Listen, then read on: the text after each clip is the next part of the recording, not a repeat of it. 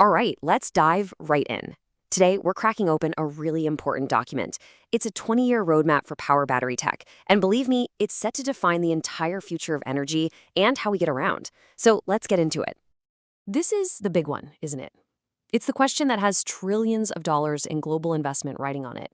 And the answer, well, it's hidden deep inside the chemistry of a battery cell. Because the race to build a better one isn't just a race anymore. It's become the defining tech competition of our time. And you gotta understand, building the next generation of power batteries, this isn't just a nice to have for some company. It's a core national strategy for every single major economy. And today, we're gonna walk through the official blueprint that's been designed to win that race, a plan that stretches all the way out to 2040. Okay, so before we can see where this whole thing is headed, we have to take a look at the starting line. And right now, that starting line is absolutely packed with global heavyweights, all locked in a super fierce competition. What's so fascinating here is how each of these major powers is playing a completely different game. You've got the US, laser-focused on locking down its supply chain. Then there's the EU, which is using regulations to build its own green local battery ecosystem. Meanwhile, Japan and South Korea, they're making these huge aggressive bets on solid-state batteries. And of course, China is pushing its own massive plan to speed up R&D and build out a huge recycling system. It's a full-on global chess match. So with everyone racing so hard, you have to ask, what's the finish line? What's the grand vision that's fueling all this effort and money? It's not just about a slightly better battery. It's actually something else entirely. The ultimate goal, the final destination, is this concept they're calling the smart body. The idea is to completely transform the battery from, a simple passive box that just holds a charge into the intelligent heart of a vehicle. A smart core that can literally sense its own health, make its own decisions, and adapt to whatever's happening around it. And this slide just lays it all out perfectly. Getting to that smart body isn't about one single breakthrough. No, it's about leveling up across 6 different dimensions all at once. You need way more energy density for longer range, but you absolutely have to pair that with what they call intrinsic safety. At the same time, you gotta slash the cost, while also making the user experience better with things like crazy fast charging. And the whole thing has to be carbon neutral from start to finish, which all leads to that final goal, the integrated intelligence that makes a battery smart. So we know the destination. Now let's open up the playbook. The strategy here isn't just one single path forward.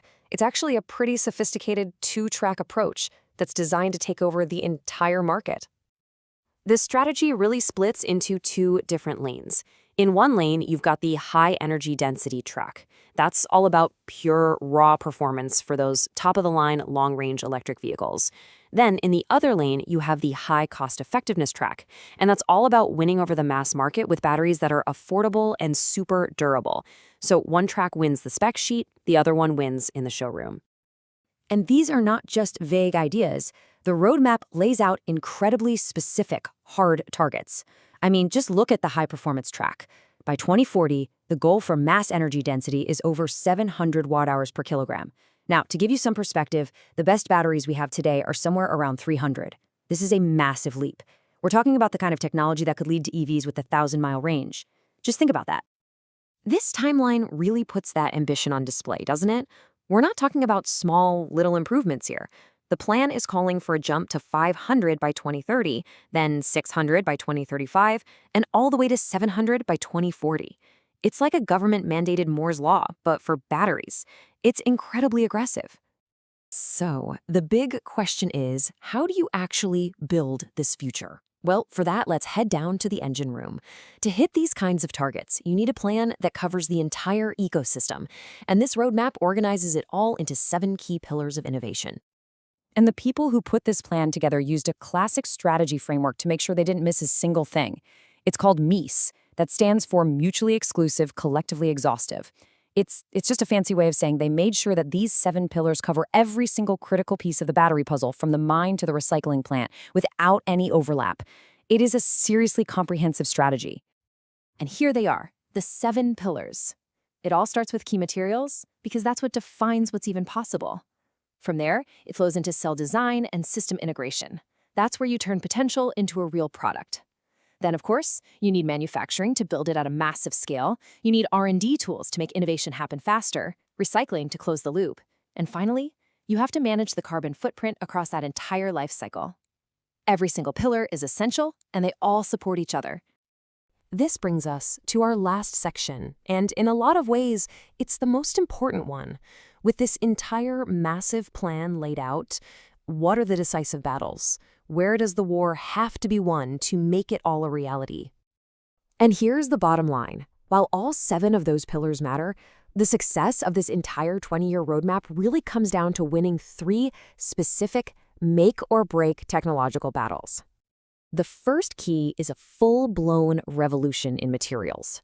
You see, without fundamental breakthroughs at the atomic level, we're talking about things like getting high-capacity silicon anodes to work reliably, or developing stable lithium metal anodes.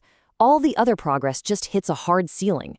Materials science is the thing that makes everything else possible. The second key is what the roadmap calls the solid-state endgame. Moving from the liquid electrolytes we use now to solid ones isn't just an upgrade. It's a complete paradigm shift. It's seen as the ultimate answer to the safety problem because it gets rid of those flammable liquids entirely. Now, mastering this tech at an industrial scale is a huge challenge, but if you can pull it off, you create a competitive advantage that's almost impossible for anyone else to overcome. And the third and final key is something called extreme manufacturing. Let's be real, a brilliant battery that can't be mass-produced is just a science project.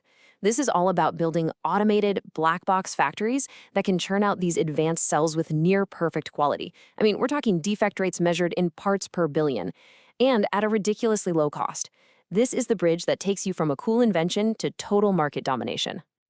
So there you have it, a crystal-clear vision for a smart body battery, a dual-track strategy to conquer the entire market, and 3 decisive battles that need to be won in materials, solid-state tech, and manufacturing. The blueprint for the future of energy has been drawn up. The only question left is, who's going to execute?